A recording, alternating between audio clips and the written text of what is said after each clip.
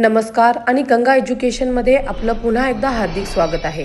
या प्लॅटफॉर्मवर तुम्हाला विधिक क्षेत्रातील महत्त्वाचे विषय, कायद्यांशी संबंधित स्पर्धा परीक्षांची तयारी, महत्त्वपूर्ण कायदेशीर तथ्य आणि विधीचा इतिहास याविषयी सुस्पष्ट आणि शिस्तबद्ध मार्गदर्शन मिळेल. क्रिमिनॉलॉजीच्या या लेक्चर सिरीजमध्ये आज आपण डिस्कस करूया क्रिमिनॉलॉजी ॲज अ सायन्स. नमस्कार. गंगा एज्युकेशनमध्ये सगळ्यांचं मनापासून स्वागत. कायदा शिकणाऱ्या विद्यार्थ्यांसाठी आम्ही आहोत तुमचे लर्निंग पार्टनर, नेहमीप्रमाणेच. तर आज आपण एका खूप इंटरेस्टिंग विषयावर बोलणार आहोत. क्रिमिनॉलॉजी, ज्याला आपण मराठीत गुन्हेगारी शास्त्र म्हणतो. आता लॉच्या परीक्षांसाठी हा विषय किती महत्त्वाचा आहे हे वेगळं सांगायला नको, हो ना? तर आज आपण काय करणार आहोत? आपण या विषयाच्या अगदी मुळाशी जाणार आहोत आणि तो एकदम सोप्या भाषेत समजून घेणार आहोत. पण थांबा, थेट विषयाला हात घालण्याआधी एक छोटासा प्रश्न. आपण सतत म्हणतो की हा एक वैज्ञानिक अभ्यास आहे, पण याचा नेमका अर्थ काय होतो? म्हणजे गुन्हेगारीचा अभ्यास आणि विज्ञान यांचा काय संबंध? यात असं काय खास आहे की त्याला आपण सायन्स म्हणजे विज्ञानाचा दर्जा देतो? चला तर मग याच प्रश्नाचं उत्तर आज मिळूया. आजच्या आपल्या चर्चेत आपण काय काय कव्हर करणार आहोत ते थोडक्यात बघूया. सगळ्यात आधी क्रिमिनॉलॉजी म्हणजे काय, मग यावर महत्त्वाचे विचारवंत काय म्हणतात ते पाहू. त्यानंतर त्याची व्याप्ती, त्याचं स्वरूप आणि हो, सगळ्यात शेवटी याबद्दलचे काही गैरसमज आणि त्यामागचं सत्य. हा असा क्रम ठेवलाय जेणेकरून परीक्षेसाठी सगळे मुद्दे लक्षात ठेवायला एकदम सोपं जाईल. ओके, तर मग आता तयार आहात? चला सुरू करूया आपल्या पहिल्या टॉपिकपासून. क्रिमिनॉलॉजी म्हणजे नक्की काय? अगदी बेसिकपासून, एकदम मुळापासून समजून घेऊया. तुम्ही बघा, क्रिमिनॉलॉजी या शब्दातच त्याचा अर्थ दडलाय. आपण तो फोडून बघूया. क्रिमिनल किंवा क्रिमिनो म्हणजे काय, तर गुन्हेगाराशी संबंधित. आणि लॉजी या शब्दाचा अर्थ तर आपल्याला माहीतच आहे, शास्त्र किंवा अभ्यास. म्हणजे काय झालं? सोप्या शब्दात गुन्हेगारांचा पद्धतशीर अभ्यास. एकदम सोपं आहे, बरोबर? आता याची एक प्रॉपर औपचारिक व्याख्या बघूया. क्रिमिनॉलॉजी ही मुळात सोशल सायन्स म्हणजे समाजशास्त्राची एक ब्रांच आहे. ती काय करते तर ती गुन्हा, त्याचं स्वरूप, त्याची कारणं काय आहेत, तो कसा शोधायचा आणि सगळ्यात महत्त्वाचं तो कसा टाळायचा किंवा त्याला प्रतिबंध कसा करायचा याचा अभ्यास करते. आणि हो, इथे एक गोष्ट आवर्जून लक्षात ठेवायची आहे. क्रिमिनॉलॉजी गुन्ह्याकडे फक्त एखाद्या व्यक्तीने केलेलं चुकीचं काम म्हणून बघत नाही, तर ती त्याला एक सामाजिक समस्या, एक सोशल प्रॉब्लेम म्हणून बघते. हा दृष्टिकोन खूप महत्त्वाचा आहे. चला आता पुढच्या भागाकडे वळूया. आता आपण त्या महत्त्वाच्या लोकांबद्दल बोलूया ज्यांनी या क्षेत्राला, या विषयाला आकार दिला, म्हणजे प्रमुख विचारवंत. एक गोष्ट लक्षात ठेवा, परीक्षेच्या उत्तरपत्रिकेत जर आपण या विचारवंतांची नावं आणि त्यांच्या व्याख्या लिहिल्या तर उत्तराला एक वेगळंच वजन येतं. यातलं सगळ्यात मोठं नाव म्हणजे एडविन सदरलंड. त्यांची 1947 मधली व्याख्या तर क्रिमिनॉलॉजीचा पाया मानली जाते. ते काय म्हणतात बघा, क्रिमिनॉलॉजी म्हणजे गुन्हा या सामाजिक घटनेचा वैज्ञानिक अभ्यास. आणि त्यांनी या 3 गोष्टी सांगितल्यात. 1. कायदे बनवण्याची प्रक्रिया. 2. ते कायदे मोडण्याची प्रक्रिया. आणि तिसरा मुद्दा, जो खरंच एक गेम चेंजर होता, तो म्हणजे कायदे मोडल्यावर समाज आणि कायदा त्यावर काय रिॲक्शन देतो, काय प्रतिक्रिया देतो, ह्याचा अभ्यास. यामुळे झालं काय की फोकस फक्त गुन्हेगारावर न राहता तो संपूर्ण सिस्टमवर, व्यवस्थेवर आला. ही 3 सूत्री रचना आहे ना, ती एकदम पक्की लक्षात ठेवा.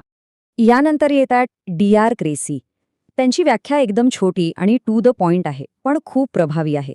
ते काय म्हणतात, क्रिमिनॉलॉजी म्हणजे गुन्हा या सामाजिक घटनेविषयीचं ज्ञान. म्हणजे बघा, इथेही सामाजिक घटना हा शब्द पुन्हा आला. यावरून या विषयाचा सोशल अँगल किती महत्त्वाचा आहे हे आपल्या लक्षात येतं. आता इतरही काही महत्त्वाच्या व्याख्या आहेत, जसं की मेरिल, टाफ्ट किंवा अगदी वेबस्टर डिक्शनरीची व्याख्या. या सगळ्या व्याख्यांमध्ये एक गोष्ट कॉमन आहे, ती म्हणजे प्रत्येकाने वैज्ञानिक आणि पद्धतशीर अभ्यासावर भर दिलाय. यातूनच आपल्याला या विषयाचं गांभीर्य कळतं आणि कळतं की याचा अभ्यास किती खोलवर करणं गरजेचं आहे. ओके, व्याख्या तर आपण समजून घेतल्यात. आता पुढे जाऊया आणि बघूया की क्रिमिनॉलॉजीची व्याप्ती म्हणजे स्कोप किती मोठा आहे. सोप्या भाषेत सांगायचं तर या विषयात नक्की कशाकशाचा अभ्यास केला जातो, हा एक प्रकारे या सब्जेक्टचा रोडमॅपच आहे असं समजा. तर लक्षात घ्या, क्रिमिनॉलॉजीचा आवाका खूप मोठा आहे. यात फक्त गुन्हा काय आहे एवढेच नाहीये, तर एखादी व्यक्ती गुन्हेगारीकडे का वळते, त्यामागे कोणती मानसिक, सामाजिक किंवा आर्थिक कारणं आहेत याचा सखोल अभ्यास केला जातो. इतकंच नाही तर गुन्हेगाराचं व्यक्तिमत्व कसं असतं, त्याचा उद्देश काय असतो हेही पाहिलं जातं. आणि एक नवीन आणि महत्त्वाची गोष्ट म्हणजे यात पीडितांचाही अभ्यास होतो, ज्याला व्हिक्टिमॉलॉजी असं म्हणतात. म्हणजे गुन्ह्याचा त्या पीडित व्यक्तीवर काय परिणाम झाला हेही अभ्यासलं जातं. आणि ह्या सगळ्यांसोबतच आपली संपूर्ण क्रिमिनल जस्टिस सिस्टीम म्हणजे पोलीस, कोर्ट, तुरुंग आणि गुन्हेगारीला आळा घालण्यासाठीचे उपाय या सगळ्यांचा अभ्यास क्रिमिनॉलॉजीमध्ये येतो. ठीक आहे, व्याप्ती तर आपल्या लक्षात आली. आता आपण या विषयाचं स्वरूप म्हणजे त्याचं नेचर कसं आहे यावर बोलूया. हे जे पॉइंट्स आहेत ना, ते परीक्षेमध्ये उत्तर लिहिताना एक स्ट्रक्चर देण्यासाठी, एक चौकट देण्यासाठी खूप कामी येतील. तर क्रिमिनॉलॉजीचं स्वरूप हे बहुरंगी आहे. पहिलं म्हणजे ते सायंटिफिक आहे, वैज्ञानिक आहे, कारण ते वैज्ञानिक पद्धती वापरतं. दुसरं, आणि हे खूप महत्त्वाचं आहे, ते इंटरडिसिप्लिनरी आहे, म्हणजे आंतरविद्याशाखीय. याचा अर्थ ते फक्त एकाच विषयात बंदिस्त नाहीये. ते समाजशास्त्र, कायदा, मानसशास्त्र अशा अनेक विषयांमधून काही ना काही घेत असतं. आणि तिसरी गोष्ट म्हणजे हे एक डायनामिक, एक गतिशील शास्त्र आहे. समाज बदलतो तसे गुन्हे बदलतात, नाही का? आजकाल सायबर क्राईम किती वाढलेत, तर क्रिमिनॉलॉजीसुद्धा या नव्या गुन्ह्यांनुसार सतत स्वतःला अपडेट करत असते, विकसित होत असते. यातले वैज्ञानिक आणि आंतरविद्याशाखीय हे 2 शब्द परीक्षेसाठी नक्की लक्षात ठेवा. आता आपण आपल्या चर्चेच्या शेवटच्या टप्प्याकडे आलो आहोत. इथे आपण 2 गोष्टी बघणार आहोत. एक म्हणजे या विषयाचं महत्त्व काय आहे आणि दुसरं म्हणजे याबद्दल लोकांमध्ये असलेले काही कॉमन गैरसमज. म्हणजे थिअरीला थोडी प्रॅक्टिकलची जोड देऊया. आता इथे बघा, हा एक खूप मोठा गैरसमज आहे जो आपल्याला दूर करायचा आहे. बऱ्याच लोकांना काय वाटतं की क्रिमिनॉलॉजी म्हणजे फक्त मोठे गंभीर गुन्हे, खून, बलात्कार, दरोडा, बस. पण खरं सांगायचं तर हे अर्धसत्य आहे.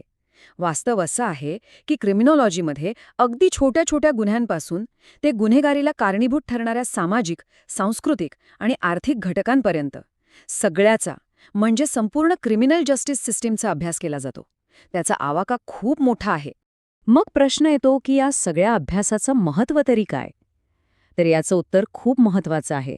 गुन्हेगारीला आळा घालण्यासाठी आणि गुन्हेगारांना सुधारण्यासाठी इफेक्टिव्ह, प्रभावी पद्धती शोधून काढण्यात क्रिमिनॉलॉजीची खूप मोठी भूमिका असते. म्हणजे हा फक्त पुस्तकी अभ्यास नाहीये, तर याचा थेट संबंध एक सुरक्षित आणि न्यायपूर्ण समाज घडवण्याशी आहे. चला, तर मग एक क्विक रिव्हिजन होऊन जाऊ दे. परीक्षेच्या आधी लक्षात ठेवण्यासाठी हे 5 पॉइंट्स म्हणजे अमृत आहेत. पॉइंट नंबर 1, व्याख्या. काय आहे? गुन्हा एक सामाजिक घटना आहे आणि त्याचा वैज्ञानिक अभ्यास. 2, महत्त्वाचे विचारवंत. नाव काय? एडविन सदरलँड आणि त्यांची ती 3 सूत्री रचना. 3, स्वरूप. 2 शब्द लक्षात ठेवा, आंतरविद्याशाखीय आणि वैज्ञानिक. 4, व्याप्ती. यात सगळं येतं, गुन्हा, गुन्हेगार, पीडित, सिस्टम आणि प्रतिबंध. आणि 5, ध्येय. गुन्ह्यांची कारणं शोधायची आणि त्यावर नियंत्रण व सुधारण्याचे उपाय शोधायचे. बस, एवढं लक्षात ठेवलं तरी खूप झालं. आणि जाता जाता तुमच्यासाठी एक विचार करायला लावणारा प्रश्न सोडून जातो. आज आपण AI म्हणजे आर्टिफिशियल इंटेलिजन्सच्या युगात जगत आहोत. टेक्नॉलॉजी रोज बदलते. मग विचार करा, या बदलत्या तंत्रज्ञानामुळे भविष्यात गुन्हा या शब्दाची व्याख्या बदलेल का? गुन्ह्याचं स्वरूप कसं असेल यावर नक्कीच विचार करा. तर कायद्याच्या अशाच सोप्या आणि माहितीपूर्ण विश्लेषणासाठी आपल्या गंगा एज्युकेशन चॅनलला सबस्क्राईब केलं नसेल तर नक्की करा. आजचा हा भाग पाहिल्याबद्दल खूप खूप धन्यवाद. हे सत्र पाहिल्याबद्दल धन्यवाद. हा व्याख्यान उपयुक्त वाटला असल्यास कृपया लाईक करा, शेअर करा आणि गंगा एज्युकेशनला सबस्क्राईब करा. अशाच महत्त्वपूर्ण कायदेविषयक व्याख्यानांसाठी आमच्याशी जोडलेले रहा.